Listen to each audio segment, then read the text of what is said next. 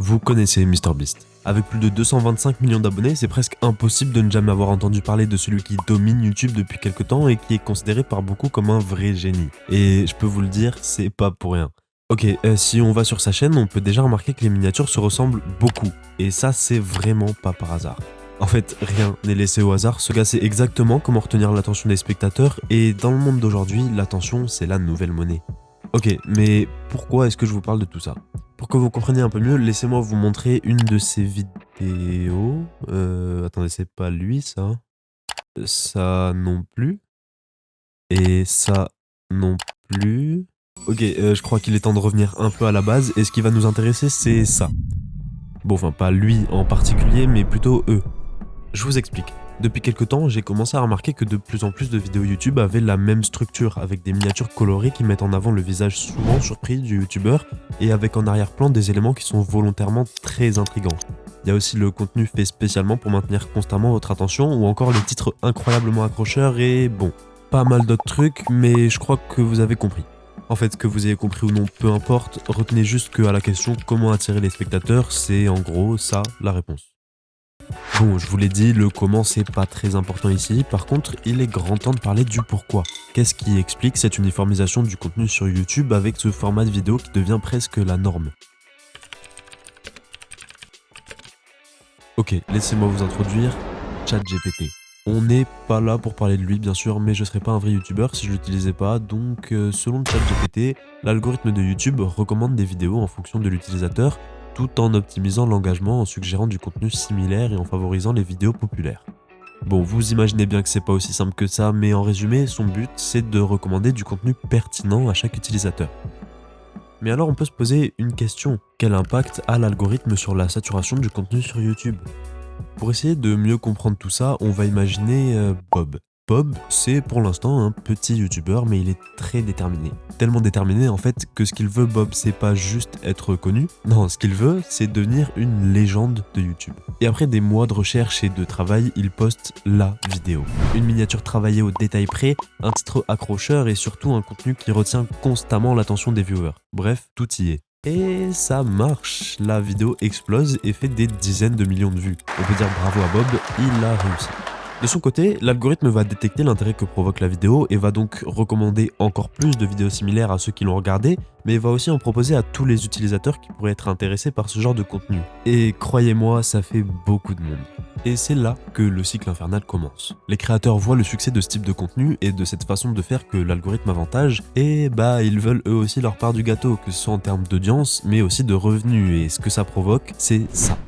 Bon, ok, je crois qu'il faut que je vous parle un tout petit peu plus de l'algorithme. Vous savez déjà qu'il a tendance à favoriser le contenu similaire, mais ce que je vous ai pas précisé, c'est pourquoi. Après tout, quel est l'intérêt pour lui de recommander des vidéos toujours plus identiques? Et la réponse est simple, ça fonctionne. Et si ça fonctionne...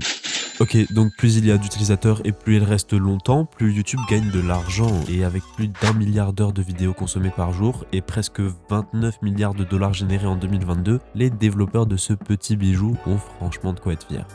Mais pour cette recette destructrice, il nous manque une chose. Une chose sans qui rien de tout ça ne serait possible, il nous manque les youtubeurs. Et pas juste un peu de youtubeurs, non, il nous en faut un nombre énorme. Et ça tombe bien, parce que YouTube c'est non seulement extrêmement accessible, mais c'est aussi le second réseau social le plus populaire au monde, avec plus de 2,5 milliards d'utilisateurs en juillet 2023. Voilà, ça, c'est la partie essentielle de l'équation qui offre à YouTube son nombre colossal de créateurs, mais aussi d'utilisateurs. Parce qu'il reste un autre facteur important, tellement important même qu'il domine YouTube, et ce facteur c'est tout simplement les vues. Et oui, beaucoup de créateurs de contenu, et encore plus ceux qui font de YouTube leur métier, sont presque obligés de produire du contenu qui génère des vues. Pourquoi ? Simplement parce que ça permet de faire de l'argent. D'ailleurs, en plus de l'argent, ce qu'entraînent les vues, c'est la popularité, qui entraîne elle-même des vues, et vous vous en doutez, avoir des millions de fans et tous les privilèges qui vont avec, c'est devenu le plus grand rêve d'énormément de personnes.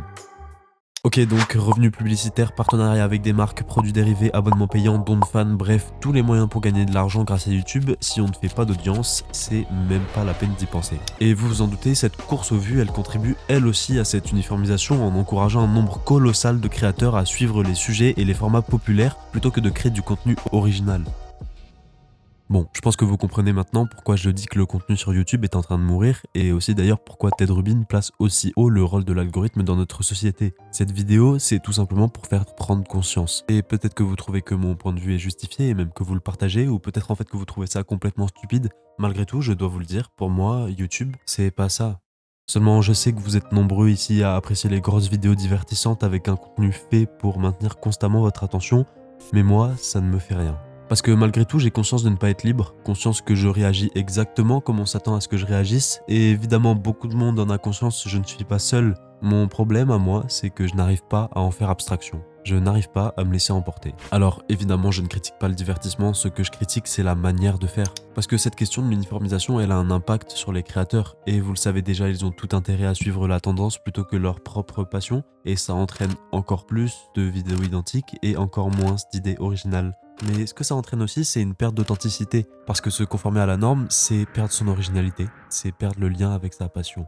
Et je pense qu'il ne faut pas oublier que, à l'origine, YouTube, c'est une plateforme qui encourage la créativité et la passion. Mais malheureusement, c'est une plateforme qui devient de plus en plus uniforme et ça commence à lui nuire. D'ailleurs, je dis ça commence, mais honnêtement, on pourrait même déjà se demander si notre plateforme préférée ne risque pas de s'éteindre doucement. Merci d'avoir regardé cette vidéo, j'espère qu'elle vous a plu et que vous aurez au moins appris des choses. Et n'oubliez pas de dire ce que vous en pensez dans les commentaires, j'ai hâte de vous lire. Merci aussi à Ego qui est un youtubeur incroyable et dont je me suis pas mal inspiré pour cette vidéo. D'ailleurs pour ma part je speedrun les 100 000 abonnés, donc si vous voulez faire partie des premiers dans l'aventure, ça me ferait très plaisir. Je vous laisse tranquille, bisous.